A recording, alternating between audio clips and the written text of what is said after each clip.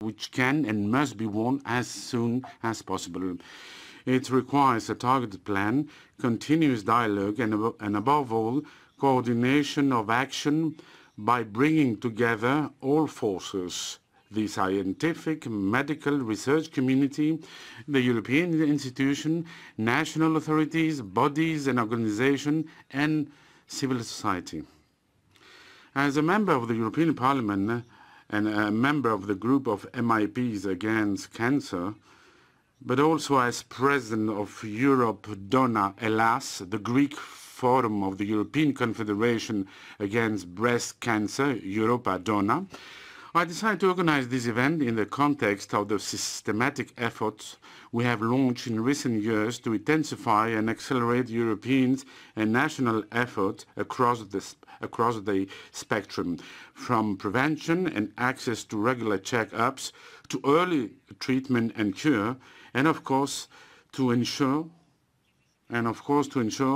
conditions to improve the daily life and quality of life of cancer patients and survivors so that they can return to a normal life without discrimination. But the figures on cancer are shocking.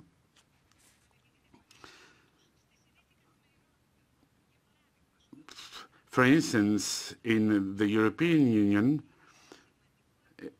cancer can be an obstacle for the survivor of cancer to have access to financial services, and especially in insurance payment, and this will influence badly the survivors of cancer to have access to these services. So in this event, we will try to answer very significant answers which are related to a wide spectrum of challenges that survivors of cancer have been fighting when they try to return to a normal life. But also, we should speak about what should be done in order to improve the quality of life of the survivor of cancer and their families, especially in the European region and isolated, most remote area in the light of the overall objective of the EU Cancer Mission. We will launch a political debate on the need for European rights to be forgotten that prevent discrimination, promotes social equality, and ensures equal access to financial services for all cancer survivors. This right means that every person with a cancer experience will be able to move on with their life without discrimination and with a key focus on access to insurance coverage and financial facilities.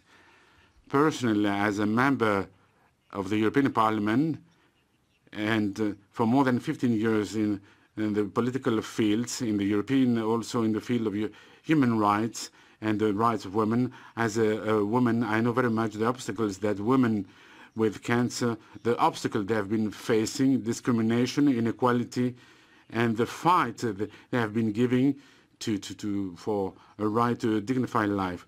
The fight against cancer concerns all of us. We should cooperate so that not a single woman will feel alone. At this point, I would like to start with the videos of the intervention sent to us, especially for today's event by the European Union Health Commissioner, Ms. Stella Kyriakides, to inform us about the effort that has been launched at the European level with the European Cancer Plan. Mrs. Kountoura, dear Elena, Dr. Costa, and dear friends, thank you for the invitation to share some thoughts with you today at this very important event on a topic close to all of our hearts. Cancer touches the lives of all, either through a personal experience or having someone in the family or a friend diagnosed with this disease. Europe's Beating Cancer Plan is a priority for this Commission and a personal priority for President von der Leyen and for myself. We launched the plan in February 2020 in an event in this Parliament. Since then, we have been partners in highlighting the priorities of the cancer plan, and I work closely with the different committees and honourable members to promote and raise awareness of the many challenges that we face in changing the realities of this disease, from prevention to screening, treatment, and quality of life care. I was diagnosed with cancer for the first time in 1996. As many others here today who have experience with this disease, it impacts on your life in many far-reaching ways. For many of us, it turns the personal into the political, using our personal experience to change the realities for cancer patients and their families. And this is what Europe's Beating Cancer Plan is about. A plan put forward by the European Commission and supported by the European Parliament and the Council, which has unprecedented funding of €4 billion. A plan looking holistically at cancer, from early diagnosis to survivorship. A plan addressing issues of inequalities within and between member states through the Inequalities Register presented for the first time a few weeks ago, to optimizing early diagnosis through new cancer screening recommendations after 19 years, to putting an end to stigma and discrimination through advocating for the right to be forgotten. Europe's Beating Cancer Plan is now in its third year, with 30 joint actions planned for 2023, focusing on all the above and more, looking at the training of professionals, working on actions for young people with cancer, focusing on pediatric cancers, and further enhancing the comprehensive cancer network.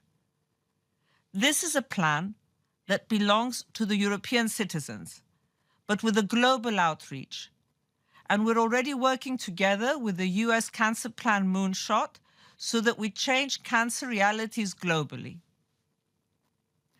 Dear friends, I firmly believe with the strong partnership we have together, with events such as this one, bringing together scientists, stakeholders, patients, families, we will add to the joint efforts that we are making together to implement Europe's Beating Cancer Plan. Because together, we can make a difference. Thank you, Elena, once again.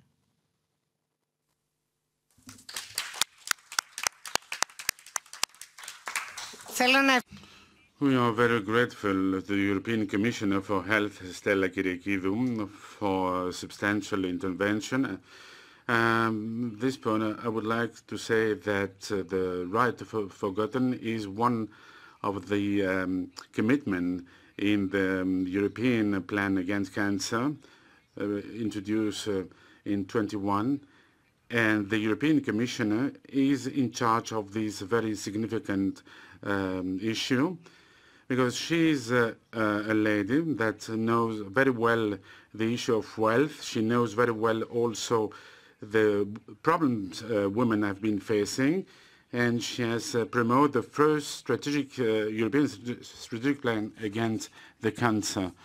And this is a significant plan in order to turn around the situation with the cancer, and also for a strong EU in the health sector, better, a stronger European. And the European Parliament, we have adopted a resolution in order to strengthen Europe, to strengthen the policy against cancer, and we request that this should be recognized by the European legislation in order to prevent discrimination and discriminate people, the survivor of cancer, and to ensure their right to some insurance policy and so on. The figures are shocking, you know, around 2.7 million people in the European Union are diagnosed with cancer every year. 1.3 million people lose their lives because of it. Many of them young people. unfortunately.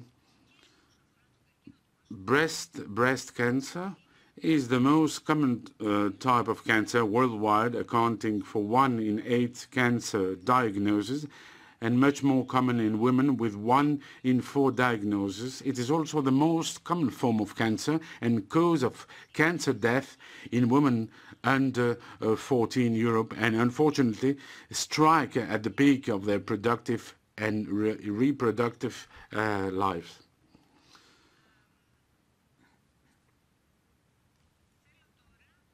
Now, I would like again to thank very much my separate colleague, Loucas Fourlas, which president against the MEP, who is the leader of the MEPs, the biggest group in the European Parliament against cancer, and we will show a video through which he is sending his message. Thank you.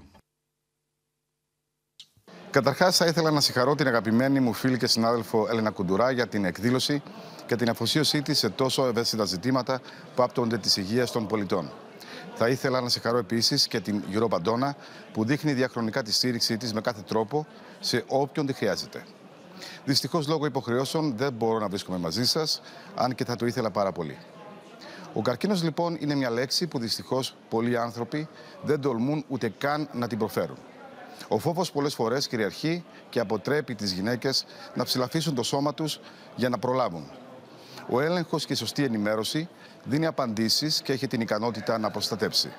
Η πρόληψη είναι μια διαδικασία που κάνουμε όλοι καθημερινά στη ζωή μας. Έτσι, κάθε γυναίκα οφείλει στον εαυτό της πρώτα απ' όλα και έπειτα στην οικογένειά της να προστατέψει τον εαυτό της. Παρά τα άλματα στην επιστήμη και την τεράστια προσπάθεια που καταβάλλεται, ο καρκίνος του μαστού λαμβάνει μεγάλες διαστάσεις. Είναι ζήτημα που δεν αφορά μόνο τις γυναίκες.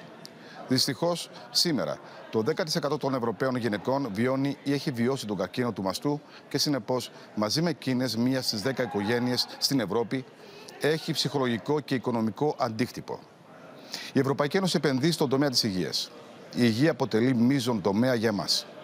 Η συνεχής χρηματοδότηση για την έρευνα, την περίθαλψη, τη συγκέντρωση πανευρωπαϊκών δεδομένων έχει φέρει αποτελέσματα.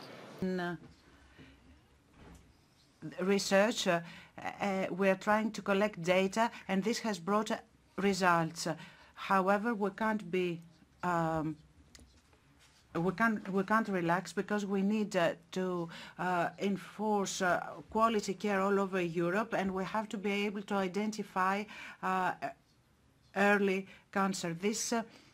This is why we've supported great financing, great funds in the area of research in order to enhance prevention, which is the most important thing in medicine. Especially as regards cancer, we need to introduce primary prevention in all our policies through campaigns and raise awareness.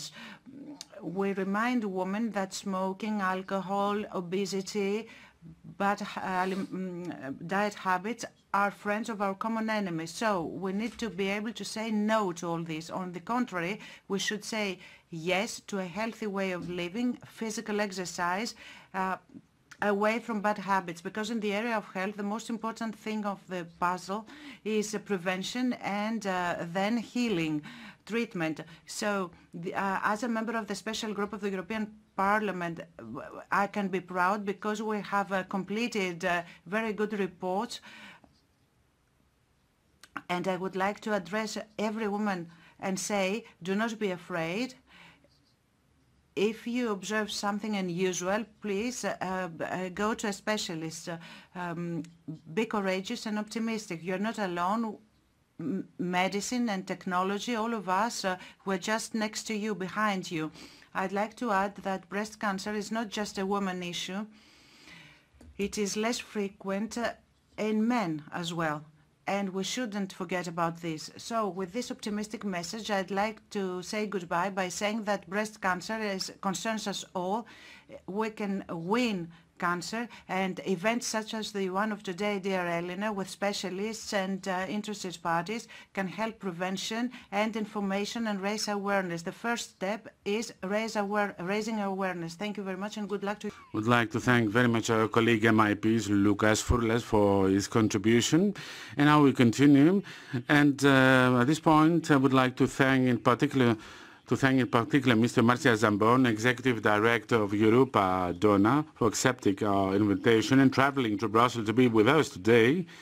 Ms. Marzia Zambon will attempt to explain the challenges faced by breast cancer survivors and the role of the European Breast Cancer Coalition in addressing these challenges. Elena Kountoura, thank you for organizing this great event with Europa Donna Greece. And thank you all for being here listening today. Next slide, please. I would like to start with giving some numbers. Figures regarding the incidence of breast cancer. As MEP Elena Kountoura said, breast cancer accounts for 1 in 4 annual cancer cases hitting women worldwide.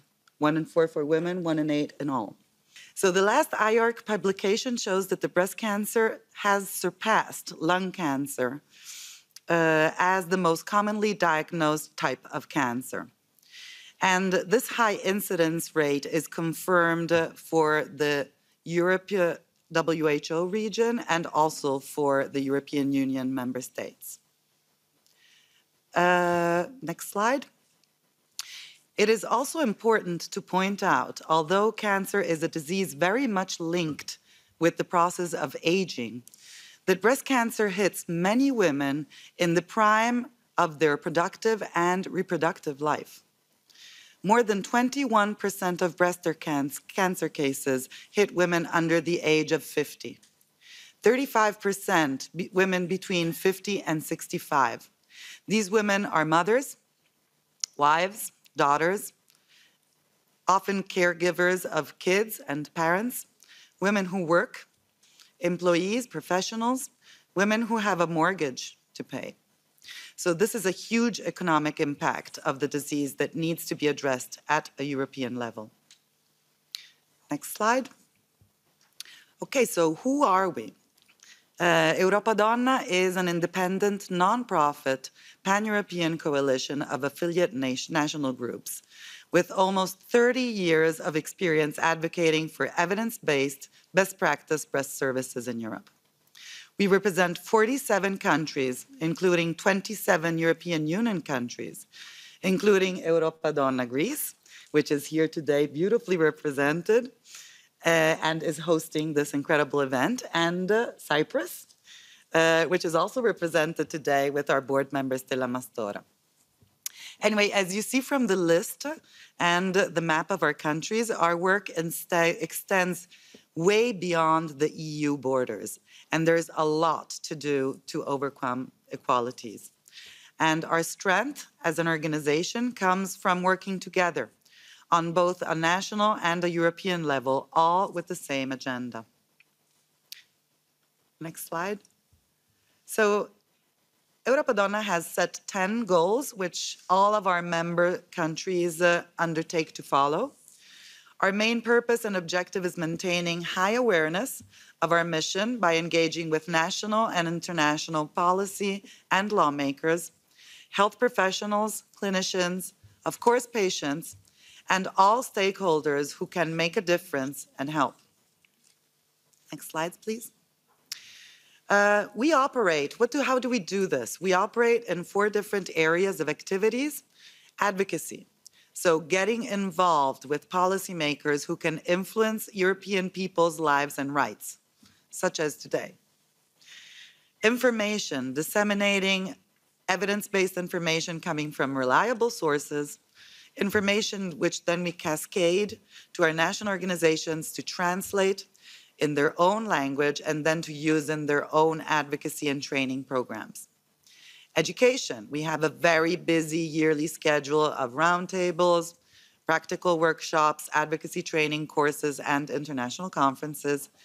And finally, we support and we engage directly in research in order to make sure that the patient's perspective, the patient's interest, and the patient's needs are truly central in designing the protocols and the outcomes of clinical trials. Next slide. So here I listed our current main priorities. As you see down there, survivorship and quality of life and management of side effects is the topic of what we will be speaking about today. But in fact, we all point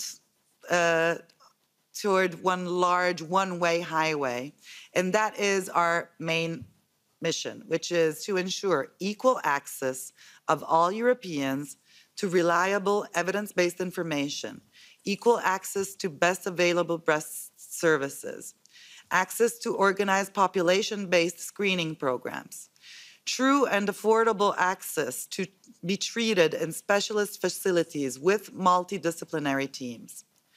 So let's say that someday we will actually reach this objective. We will not have beaten cancer, but we will have saved many lives. So next slide. Lives that continue also after cancer diagnosis. The concept of survivorship focuses on the health and well-being of persons living with cancer after active treatment. Historically, there has been a 5-year mark during survivorship. If you remain in complete remission for 5 years or more, some doctors may say that you are cured or cancer-free.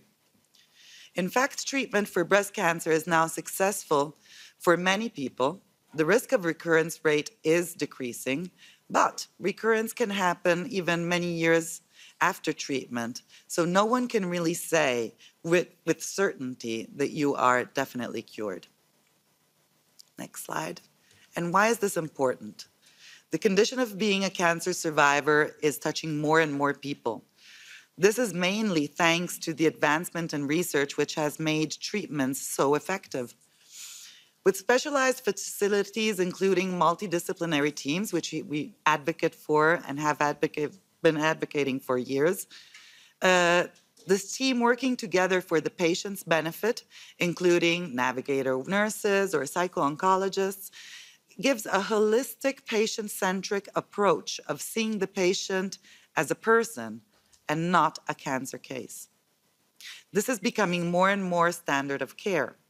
And this approach has shed a light on many unmet needs that surround the person after the clinical treatment has been administered. Next slide. The worries and concerns do not stop with the end of active treatment. Anxiety, fatigue, depression, problems concentrating. These are all side effects which a survivor must cope with, and in some cases, for a very long time. There are many ways to help. Europa Donna, national organizations, are very active in programs guiding a person in this phase. Of course, adopting a more active and healthy lifestyle helps preventing recurrence. A more active and healthy lifestyle also helps to manage long-term side effects of surgery and treatments such as lymphedema, for example. You will want to regain control of your emotional, social, and sexual life. Regain independence, go back to work, feel productive and active beyond mental and physical re-educational exercise. Finally, a survivor needs to be proactive with regular checkups. When you're out of the system of active treatment, you will need to be your own advocate and make sure you go to your follow-up, even if you're scared. Doing our best to spread awareness and information is a great part of what we do as Europa Donna, like today. So here with you, thank you very much.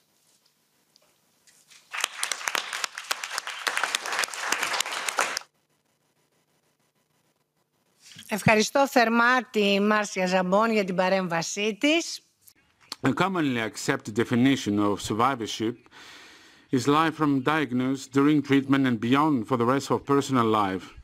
And that's what I would like to ask Mr. Fiorita Poulakaki, breast surgeon and director of breast cancer and breast surgery clinic of the Athens Euroclinic, as well as vice president of the Europa Donna organization, to talk to us about what comes after the diagnosis with breast cancer.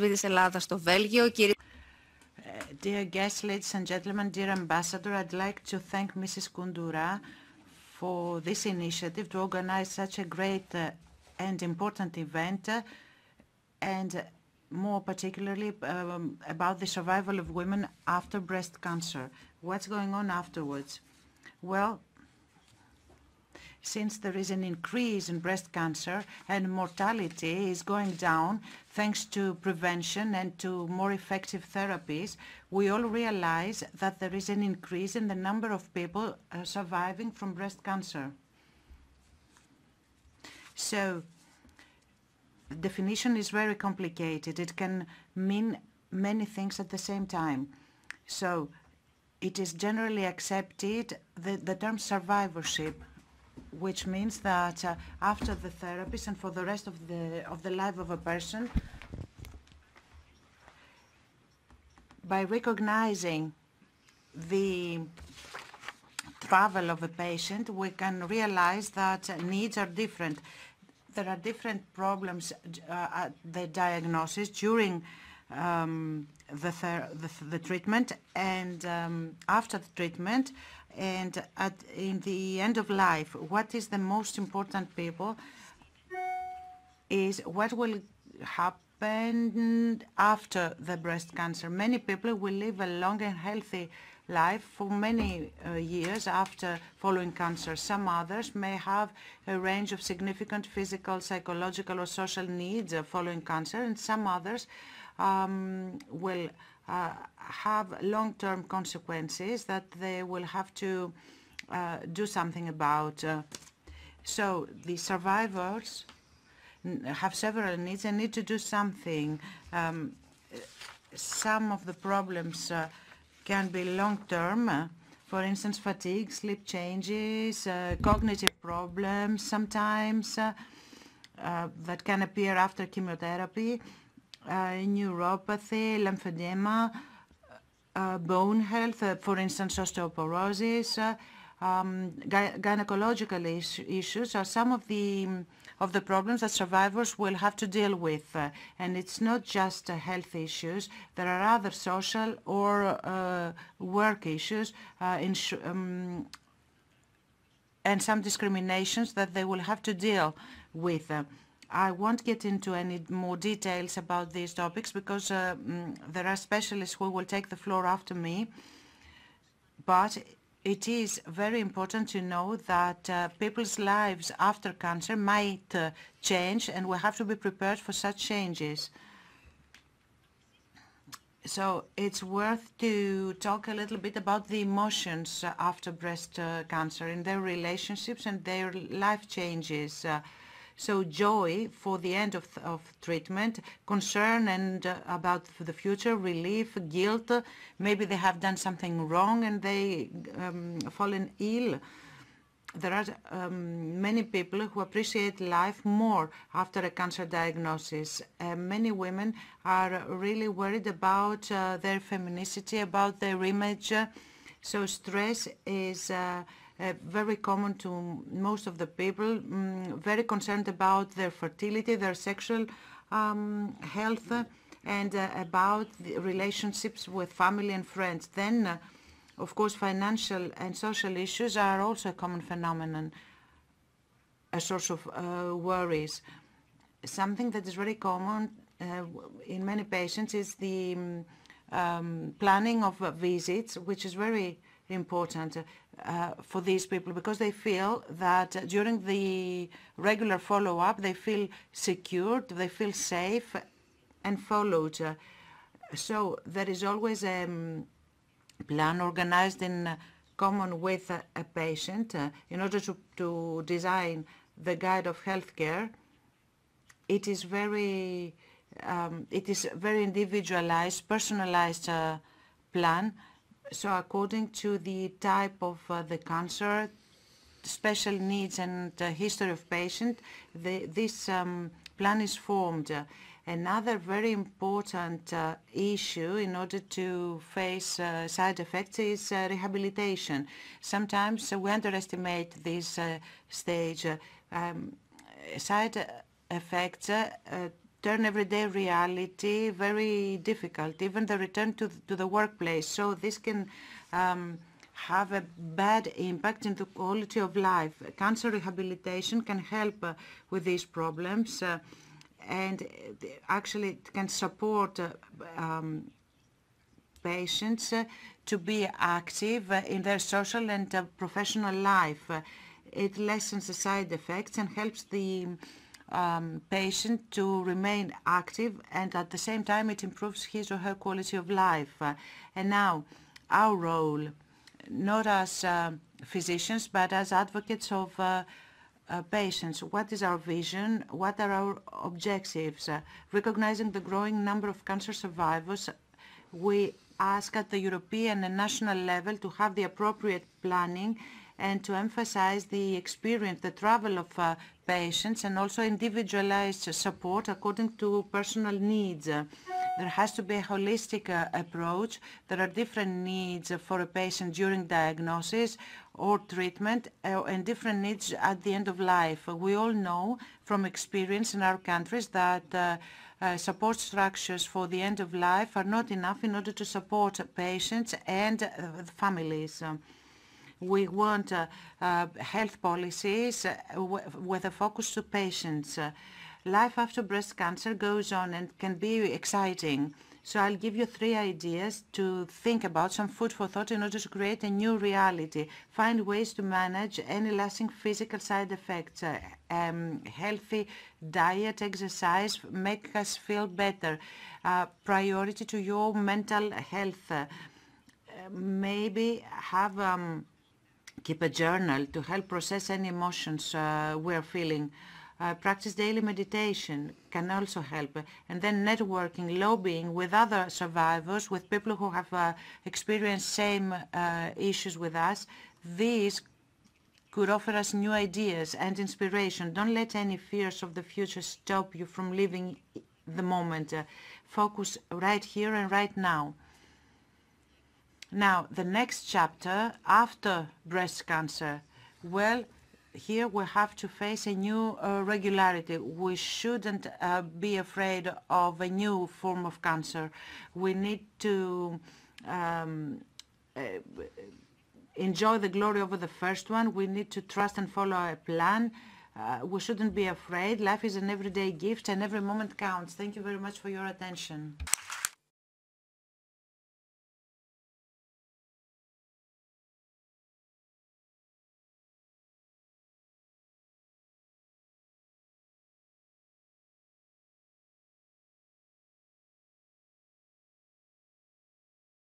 There are issues that make regular gynecological checkups, reproduction, contraception, sexual intercourse, and hormonal balance all these challenges. At this point, I would like to invite the gynecologist, oncologist, and director of the Gynecology Clinic of Athens, Mr. George Mario Macri, to give us an update on survival and gynecological health. Και να σας ευχαριστήσω που όλοι βρίσκεστε εδώ. Good evening, ladies and gentlemen. Thank you for being here tonight. I'd like to thank you all who defend health policies in order to facilitate the task of European and Greek physicians so that we can serve women, especially when their lives have become difficult because of breast cancer. This is the most common form of cancer. Now, because gynecological concerns are so many and they are linked to the nature of women. Women want to reproduce themselves, so we have to assist here during pregnancy. Sometimes a dangerous hemorrhage can be a source of great concern. Sexual life and problems with in sexual life. Contraception is individualized when a woman is in a reproduction phase, things are different. Early menopause and vasomotor disorders can also appear. Of course, there is an incontinence, urinary incontinence, because of medications, because of the age, because of cancer. Then bone problems, osteoporosis, for instance, and surgical treatment. All these need specialization and individualization for each woman. What causes them?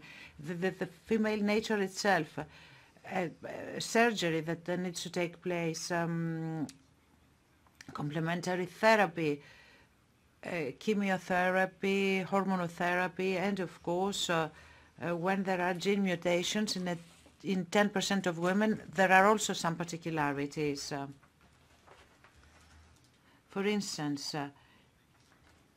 women in reproductive phase around 40 years of age, according to the therapy, to the treatment they will need to follow, very often will lose their right to have their periods and to have children. What is needed then? There has to be a very good gynecological control, good communication, and analytical approach, usually by a specialized doctor. An oncologist, gynecologist is not just a common gynecologist that takes care of the woman. So every time we need to analyze the history of the person to make a detailed analysis, the pap test, gynecological ultrasound screening should focus on different things. And of course, there has to be a continuous information about literature that is changing, new data that should be known by such a woman. But we start from the very common everyday advice, how the woman should protect the sensitive area. We shouldn't forget that a woman remains a woman always. A woman we should raise awareness how to take care of yourself, about a healthy diet, about physical exercise, etc. Next slide. And of course, there is the management of peri and postmenopausal symptomatology. I mean, when the menopause arrives, there are some issues. Hot flashes can appear. A woman of 37 years of age can have such flashes. We need to do something in order to help her. What is the safest treatment? Of course, there will be a need to modify a daily routine. There has to be she has to avoid smoking, drinking alcohol, and we will seek for alternative therapies such as acupuncture, meditation, biofeedback, etc. And of course, there are some herbal preparations. We find them easily, and we can use them thanks to new combinations. We can prescribe antidepressant in some cases, and of course in some cases we can use estrogens. Estrogens are not used in breast cancer because there are some possible complications, not always, but it can be the case. That's why we use local interventions, collagen, lubricants. Of course, physiotherapy will be analyzed by Mrs. Marcellou about the pelvic floor physiotherapy, cognitive behavioral treatment, laser, radio frequencies that are available, such as RPR, collagen, etc. Now, as regards sexual dysfunction, I won't get into details, but because we will talk about this later. Just to say that uterus atrophy is always a problem, dryness and difficulty in intercourse, dyspareunia, low self-esteem, the image that the woman herself has about her, this all should be taken into account when we address a woman. Then depression, anxiety, phobias. Mrs. Poulakaki talked about how important is for a physician to understand all these sensitive issues. I mean, a physician should give all the necessary instructions in order to treat these problems. Osteoporosis, well, this is a very specialized issue. There are so many medicines that can protect women. And now, the most important thing, the most important chapter we face very often, because many women will be in a reproductive age when they will get sick. So we need to find a solution in order to preserve fertility. We have several techniques that we can use in order to, for instance, to preserve the ovaries, or we can produce more and we can collect these ovocytes just before chemotherapy. We can keep them, or we can also freeze embryos, eggs and embryos. We can freeze an ovarian tissue. I mean, this is not just in an experiment phases. We can apply all these methods already. The thing is that we need to recognize what is the importance, the utility, and what are the women we need to offer them to provide them with such solutions. But standard of care, for the last 10 years, it is oocyte cryopreservation. Since 2013, actually, usually it is offered to all women when they are less than 40 years old. We use special medicines that do not stimulate ovaries.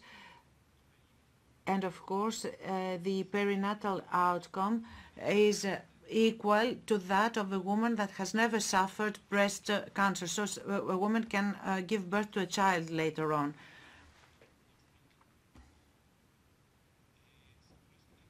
In many women, we can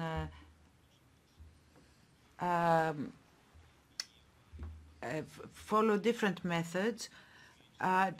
For instance, now contraception, there are so many different methods used by women, but the situation is not the same when a woman has suffered breast cancer. The usual pill, it cannot be used by women who have suffered breast cancer. In Greece, it's not very famous, but in Europe, it is used broadly. In Greece, we use other methods, and for instance, we use the spiral, which is very effective. You can see some of the methods used. Another very important issue is breast cancer and pregnancy. Well, we have data already. It is a very difficult issue. We face it very often because many women are very young and they decide to have children. In this case, we have several problems. I mean, it's difficult for such a woman to get pregnant, and it's difficult to decide when she has to give birth. Fortunately, there is enough literature and enough data and many announcements by an American conference last month. We have the results that there are women who followed a hormonal therapy and later on they could have good results and they gave birth to children. Very optimistic and positive results, And actually, these women are not in danger because they gave birth to a child. Sorry, Mr. Macris, unfortunately, you need to close shortly. And I'd like to say a few words about the genes. Genes that can change the life of woman. BRCA1 and 2 genes. We need to know about them and to provide necessary treatment for a woman, for her breasts, and also for men when there is a problem within the family. Therapeutic interventions that need to take place, always according to the person. And thank you very much for your attention.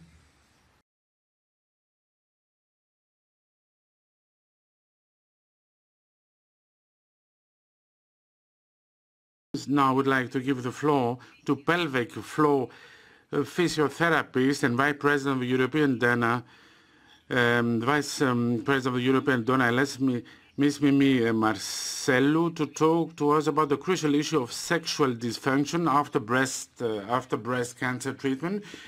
She will also explain how survival should be accompanied by joint pleasure after breast cancer, and how pelvic floor physiotherapy acts supportively and therapeutically so that women who have survived the disease can return to sexual life supported by science and proper care of the female body, an issue that is very significant challenge, and a very significant challenge for survivors, and needs to be addressed effectively so that these women can return to a normal sexual life.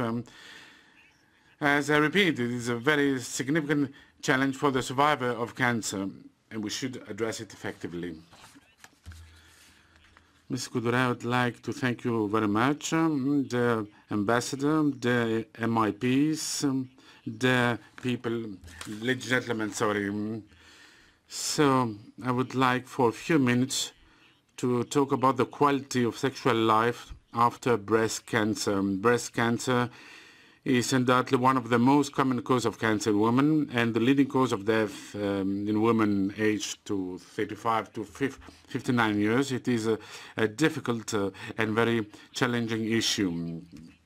It is, as we mentioned, breast cancer is one of the most common causes of cancer and the leading, I repeat, cause of death in women aged 35 to 59 years. Treatment of disease is now possible in an impressive number of women affected by the disease. We have therefore ensured survival, and all of us involved in women health hope that this survival is accompanied by gratitude, joy, and satisfaction. However, there are many times when, this is not the case. There are many women, although they have survived, and of course feel happy about it, are burdened by the shadow of the effect of their treatment, a shadow that does not allow them to enjoy lovemaking, and which may be accompanied by other related discomfort as a result of their treatment. Survival does not always ensure mental and physical satisfaction. Breast cancer treatment can cause weakness, thinning and dryness in the breast area, which can cause pain, tightness, weakness, and incontinence problems, while fatigue and reduced activity, along with changes in hormonal levels, can cause atrophy or muscle loss in the pelvic floor muscles. This can lead to a leakage of urine, of fecus, and dyspareunia or pain during sexual intercourse, resulting in gradual to total abstinence from sex. A huge impact on a woman's physical and mental health, an impact that can endanger interpersonal relationship and very nature, since sexual life largely determines how we feel in our body and are we derive pleasure from it? A common and serious problem, yet difficult to identify. The main reason for this is that most women who suffer this dyspareunia do not talk about it. Talking about pain during sexual intercourse or dysfunctional sexual intercourse is taboo. And indeed, if this pain should be discussed with the treating doctor or the gynecologist, then the discussion for many women proved to be prohibitive. So while women who have survived breast cancer should be enjoying their life with all their being, precisely because their life were threatened and managed to win it, they experience a huge negative impact on their quality of life. Their personal relationships are affected, and they experience pain, and they experience their pain silently. A major reason for this is that the existence of cultural barrier and lack of campaigning by health services. Several women who have come to me as a physical therapist specializing in pelvic flooring feel that dyspareunia is the price they have to pay for the survival they have earned. And yet, it doesn't have to be that way. We must not then believe it.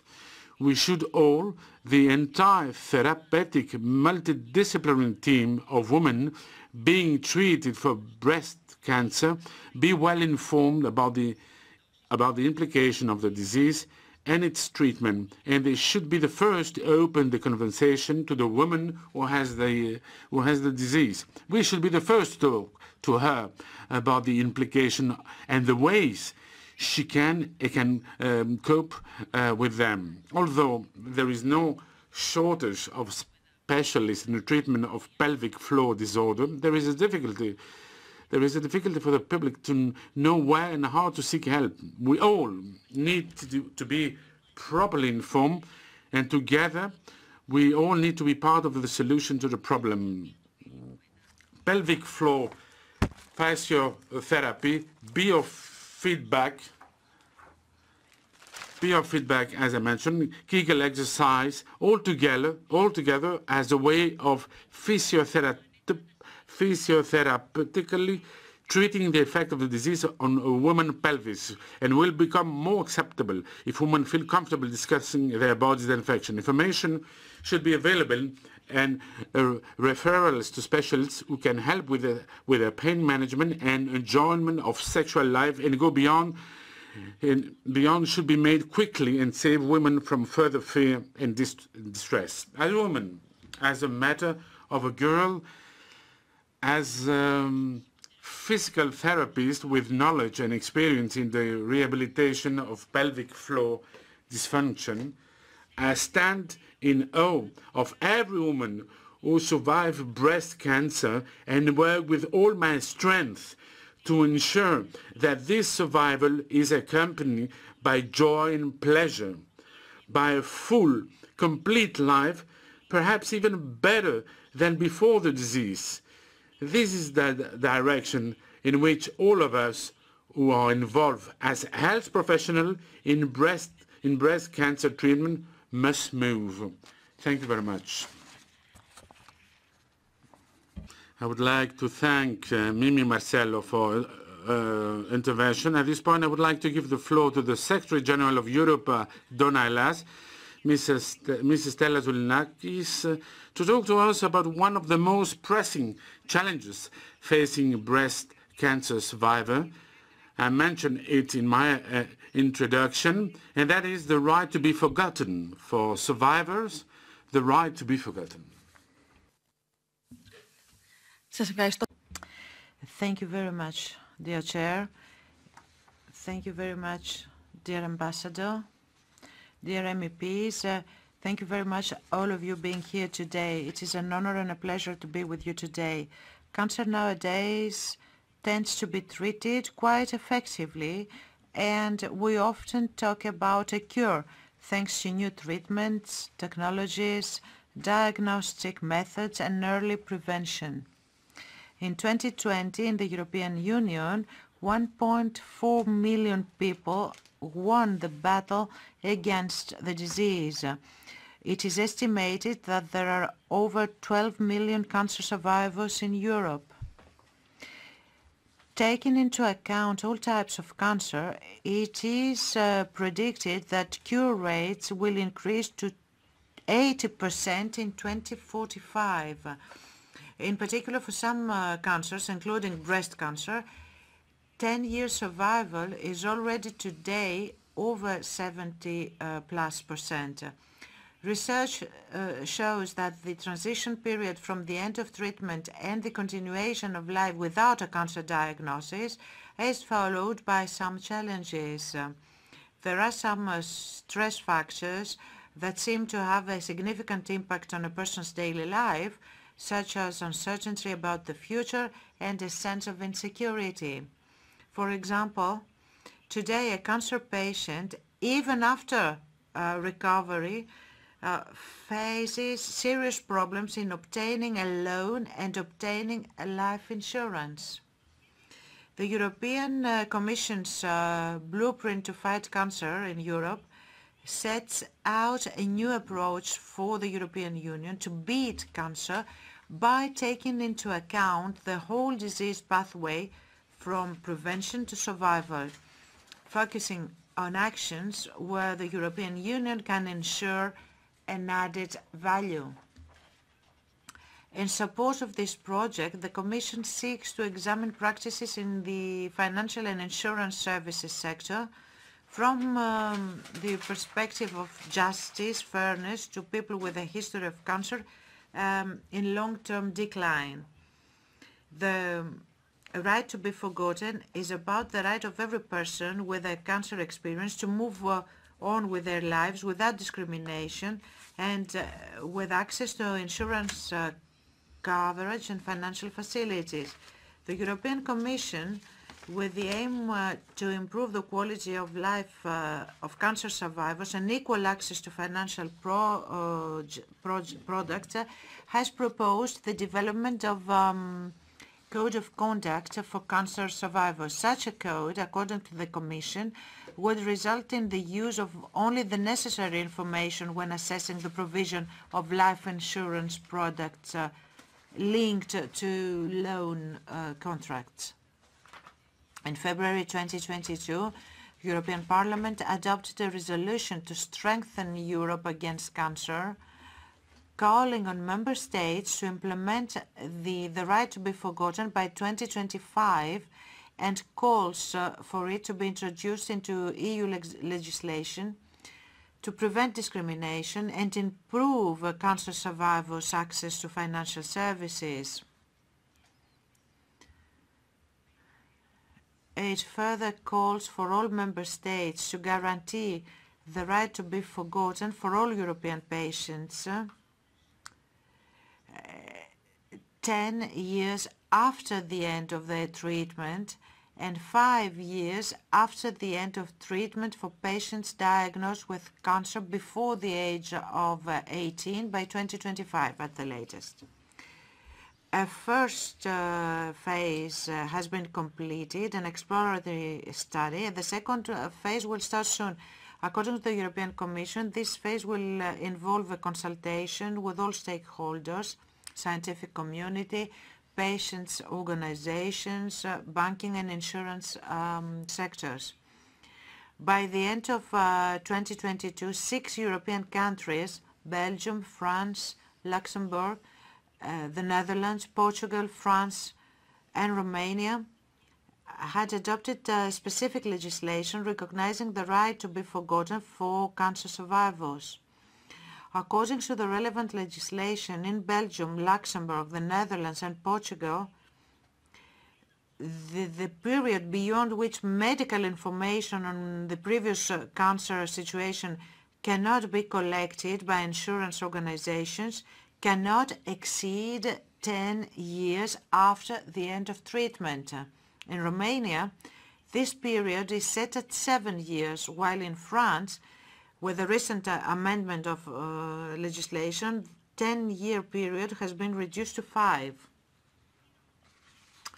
Legislations also include a number of exceptions for cancers with an excellent prognosis as to when the right to be forgotten is exercised. In the Netherlands, the Federation of Cancer Organizations and the Insurance Association have drawn up a list of exceptions for cancers with an excellent prognosis as to when the right to be forgotten can be exercised earlier at 3, 5 or 7 years depending on the stage. In Luxembourg, the right to be forgotten is not regulated by law but by an agreement between the Ministry of Health and the Association of Insurance and Reinsurance Companies.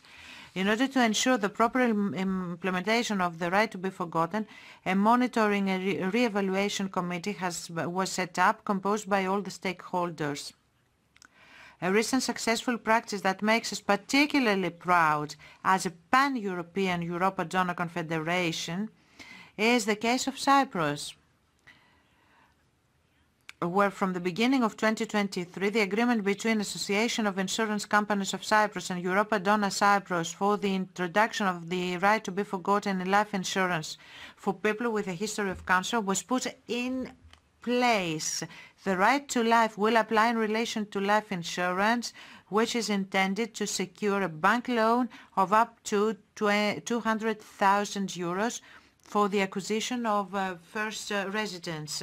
In Greece, no code of conduct has been formally agreed upon, but some positive initiatives have already been informally adopted for some cancers with excellent prognosis, such as breast cancer, thyroid cancer, etc.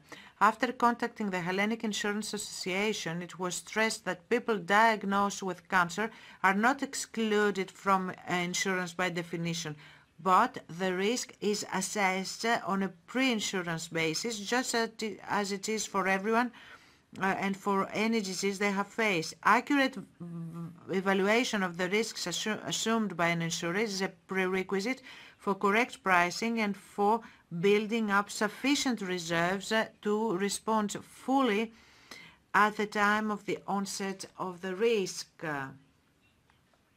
The European Insurance and Reassurance Federation, Insurance Europe, through its 37 member bodies, is in favor of a solution that strikes a balance between the reasonable protection of this group of persons and the ability of insurers to carry out their work on a sound technical basis.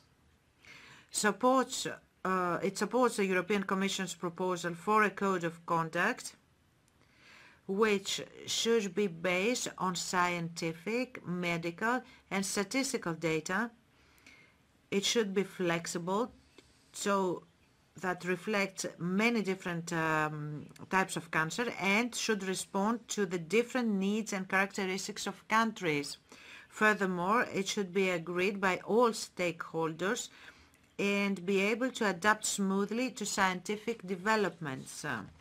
This proposal offers a scope for Europa Donna Hellas to contact as an advocacy and lobbying body the Hellenic Association of Insurance Companies, the Ministry of Health, and other stakeholders.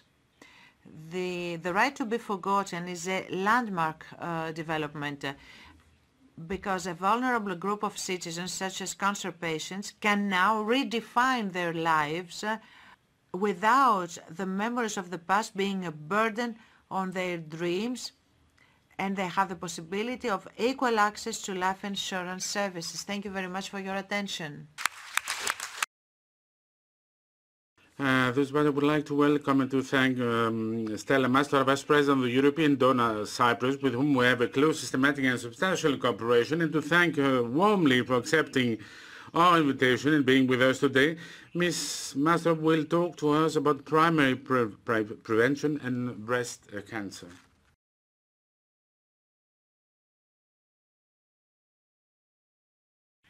Dear Mr. Kountoura, dear President of Europa Donna, I would like first to thank you very much personally and also at the level of Europa Donna Cyprus for your invitation and for your very warm welcome. Ladies and gentlemen, next slide, please. Europa Donna Cyprus is an independent member association of the European Federation Europa Donna with 47 countries like Europa Donna, and as I said, with 47 countries member. And our basic topic is to inform the prevention and the early diagnosis of cancer. What is breast cancer? It is the uncontrolled proliferation of abnormal cells that grows inside the breast or in the gland of the armpit. In women, it is the most common type of cancer and the leading cause of death. Factor affecting inheritance, i.e. genes, from 5 to 10%, the age at the start of the period, when it starts earlier, the threat increase. At the time of menopause, higher the age of menopause, the danger increase also. Age of conception, and again, according to the age, the breastfeeding, which is recommended, and other factors like lifestyle, eating habits, exercise, environment, etc. What causes cancer? No study has shown a single cause. Cancer is a multifactorial disease, and it's not just one disease. There are more than 200 types of cancer. Europe Donna Cyprus has an association that deals with breast cancer issues and provides information to the women concerned in prevention, early diagnosis, in specialized treatment, in the diagnostic and therapeutic process. Prevention is based on two pillars, the correct healthy habits and exercises. We follow the Mediterranean diet, we use olive oil, and we keep the nutritional pyramid, and it is recommended to you can see all these diets per day, the portion of rice, of fruit, vegetable, fish, and poultry, and to eat less sweet and drink less alcohol. The World Cancer Research Fund recommends for risk reduction, conservation of the correct body weight, good physical fitness, exercise, better eating habits, and recommend breastfeeding. Recommend also to limit fast food, alcohol, sun exposure, red or processed meat, and at the end recommend stop smoking. The second pillar for the prevention is exercise. The World Health Organization recommends for adults 150 minutes of moderate intensity exercise or 75 minutes of vigorous activity per week. Exercise reduces the risk of breast cancer or recurrence in people who have been already diagnosed. Exercise during breast cancer treatment. This exercise relieves fatigue, reduces stress, improves the quality of life, reduce the risk of lymphedema, strengthen the bones, improve sleep, and relieve bones and joint pain. Europa Donna Cyprus recommend early diagnosis, which means update concerning the everything that's related with cancers, regular examination, self-examination, and when we have the early diagnosis, which means fewer treatment, less suffering, and better prognosis. What should I do if I feel a change in my breast? We consult a qualified surgeon we can get a second opinion, it's all right. Get also information to know about mammography, ultrasound, biopsy, staging of the disease, and if there is a surgery intervention, the patient should know whether oncolectomy, mastectomy, or surgical construction will follow. And I would like to say that prevention and the early diagnosis save a life. Thank you very much for your attention. I would like to thank warmly Stella Mastora for intervention. I would now like to give the floor to Mr. Kyriakides, member of the board of Europa Donna, on what it's like to live with breast cancer. Mr. Kyriakides will describe the steps and the way in which she, as a breast cancer survivor, managed the process from diagnosis to rehabilitation, making use of two professional qualities, becoming her own advisor and defining the whole process as a project. Thank you very much, dear Chair. As a project, that's what my surgeon told me to see the whole process that would follow when I was diagnosed at 36 with aggressive breast cancer, non-hormone dependent, non-hereditary, stage 3 before metastasis, that is, as a project with 4 parts: treatment, surgery, post-surgery, and close follow-up stage. Then we go to an annual checkup, and that means the project is complete. You see, Mrs. Poulakaki, my surgeon, besides being an excellent scientist, is also an excellent communicator. So actually, she used my professional status as a strategy and communication consultant, where we work with projects to help me manage the new situation. I think, however, that she didn't imagine what boost that sentence would give me. In my second professional capacity as an LP trainer and consultant, I trained people and teams to create the right team mindset to effectively manage situations and challenges to their lives.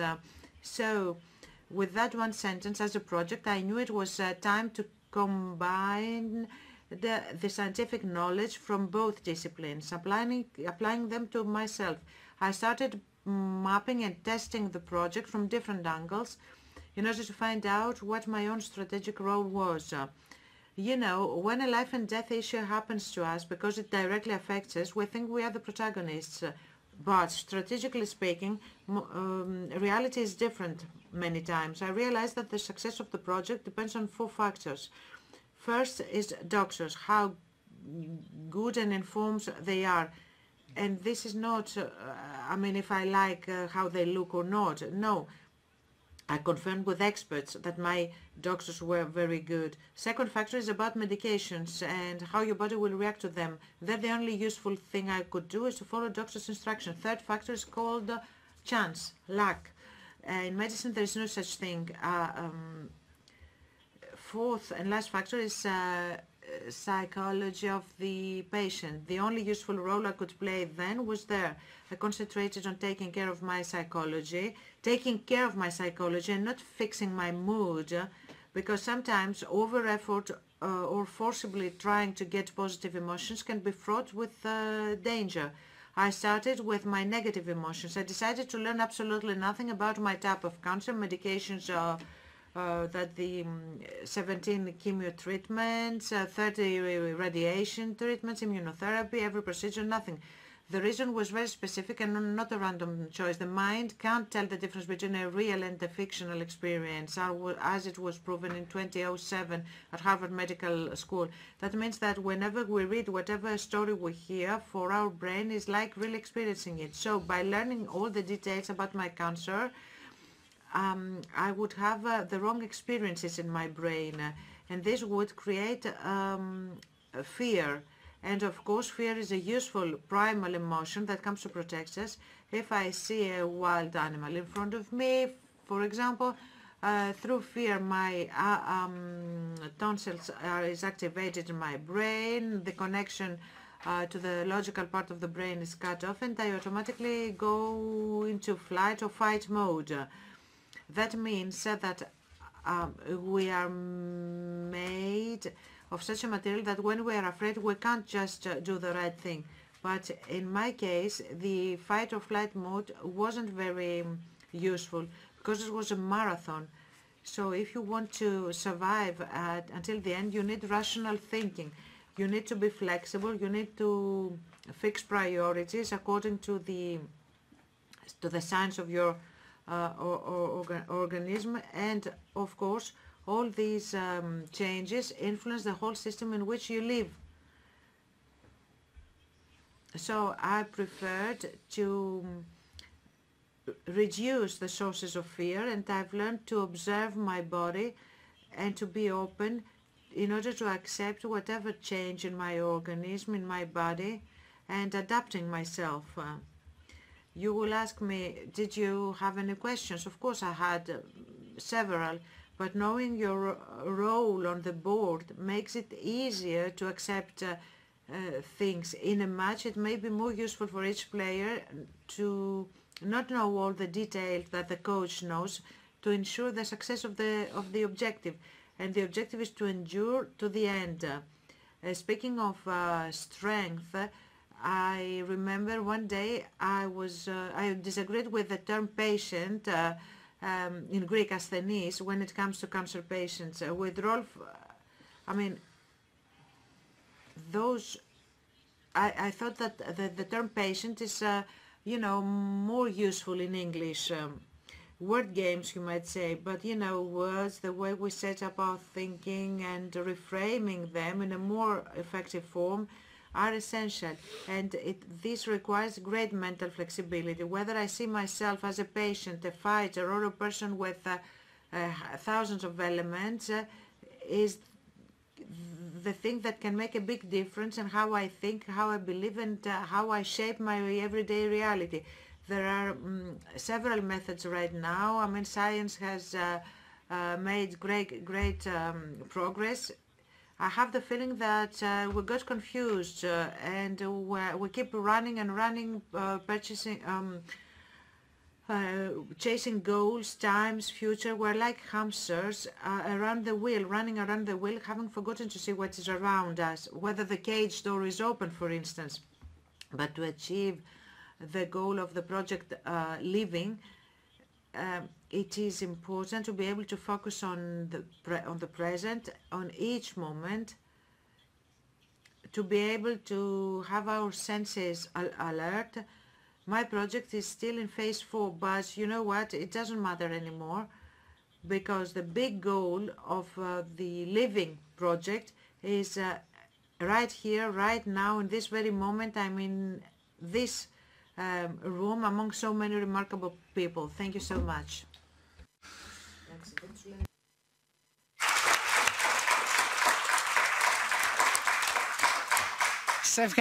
Thank you very much, Antigone, my dear Antigone.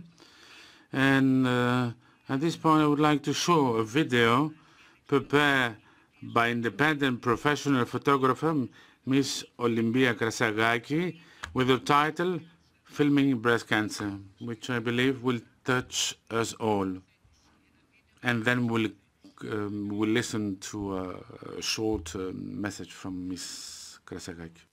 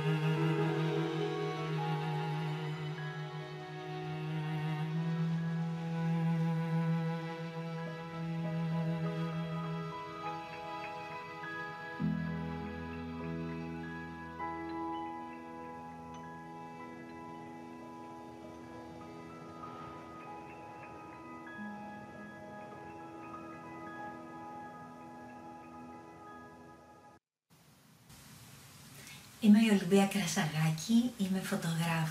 I'm Mrs. Krasagaki, I'm a photographer, and a year ago I was diagnosed with breast cancer.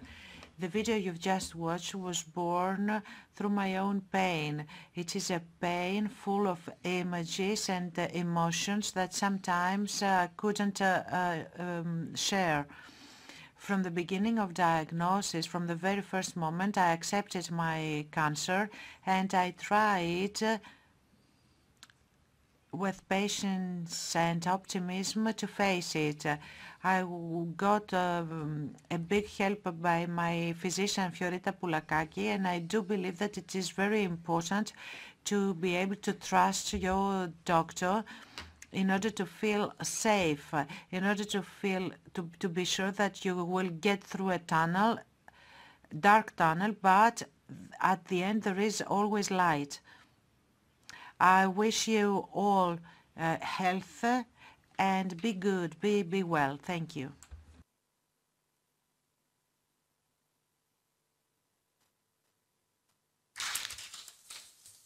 Θέλω να σας ευχαριστήσω. I'd like to thank you all for your participation and your valuable contribution.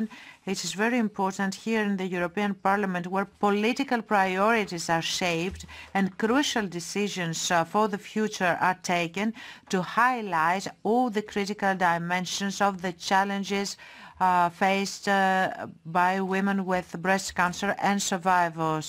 Only through concrete policies for equal access for men and women, by tackling discriminations at local, national and European level in the best healthcare services, and with special attention to the most vulnerable groups, we will be able to claim in the coming years a Europe that is strong and proud, with equal opportunities for health, progress and well-being of all its citizens. And to this end, it is extremely important to adopt a European right to be forgotten for cancer survivors, and to ensure all the conditions that will guarantee their absolute right to continue their lives without discrimination, without obstacles, and with a perspective and hope for the future. Thank you very much.